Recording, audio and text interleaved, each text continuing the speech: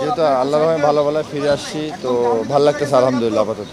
আসলে প্রথম যে সিচুয়েশনটা আমরা দেখছি এবং শুনতে পাচ্ছি, তো শোনার পরে একটু আতঙ্কিত হয়েছিলাম সবাই এবং ভয় কাজ করতেছিল। তো শোনার পরে এবং সবাই সাপোর্ট করছিল দেশ থেকেও এবং টিম ম্যানেজমেন্ট থেকেও। বিসিবি থেকে অনেক খোঁজ খবর নিচ্ছে আমাদের সবসময় এবং পিসিবি এবং পিএসএল টিম থেকে অনেক খোঁজ খবর নিচ্ছে যে আমরা ভালো আছি কিনা। তো ফ্যামিলির সাথে কথা হচ্ছিল যে না, মানে তারা কি বলছিল, আসলে খুব দুশ্চিন্তায় নিশ্চয়ই তাদের সময়গুলো যাচ্ছিল। এই অভিজ্ঞতা তো আসলে ফ্যামিলি তো সবসময় টেনশন করে বাইরে থাকলে, তো নর্মালি যখন শুনবে যে আশেপাশে এরকম মানে যুদ্ধ হচ্ছে, তো নর্মালি টেনশন করবে। ভালো ভালো পজিটিভ কথা বলার জন্য যেন টেনশন না করে। স্বাভাবিক না, জানে একটু ঘাবড়ে গেছে এবং একটু চুপচাপ ছিল। আমি চেষ্টা করছি যে ওকে কীভাবে, মানে ওকে বলছি যে টেনশনের কিছু না, আমরা দুজন আছি, আল্লাহ তো আছে, সমস্যা নেই ইনশাআল্লাহ।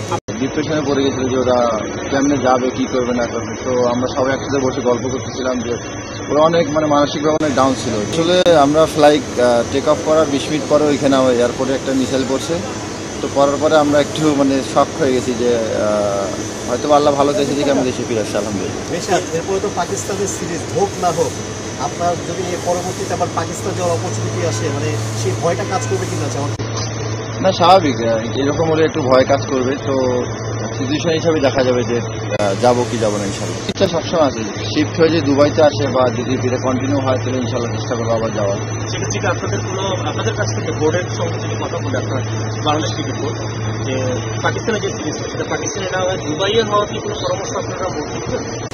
আসলে আমাদের পরামর্শ দেওয়ার কিছু নাই, জাস্ট সবাই সিচুয়েশন দেখছে এবং সবাই বুঝতেছে সিচুয়েশনটা কি এবং সবাই সোশ্যাল মিডিয়া ফলো করে। তো চেষ্টা করবো যে সবাই আন্ডারস্ট্যান্ড মানে সব কিছু ব্যাপার নিয়ে।